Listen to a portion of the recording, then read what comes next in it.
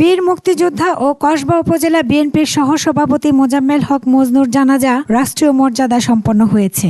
বিস্তারিত দেখুন ব্রাহ্মণবাড়িয়া থেকে পাঠানো ফোরকান ইসলামের প্রতিবেদনে।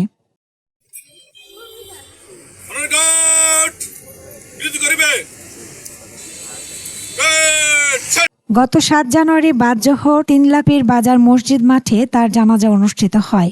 জানাজা শেষে মরহুম বীর মুক্তিযোদ্ধা মোজাম্মেল হক মজনুকে রাষ্ট্রীয় সম্মাননা প্রদান করা হয়। এ সময় উপস্থিত ছিলেন কসবা উপজেলা সহকারী কমিশনার তানজিল কবির। জানাজায় অংশগ্রহণ করেন ব্রাহ্মণবাড়িয়া ৪ আসনের বিএনপির মনোনীত প্রার্থী আলহাজ কবির আহমেদ ভূঁইয়া, জেলা বিএনপির সাধারণ সম্পাদক কাজী সিরাজুল ইসলাম সহ উপজেলা বিএনপির সভাপতি, সাধারণ সম্পাদক, সাংগঠনিক সম্পাদক এবং কসবা পৌর বিএনপির সভাপতি ও সাধারণ সম্পাদক।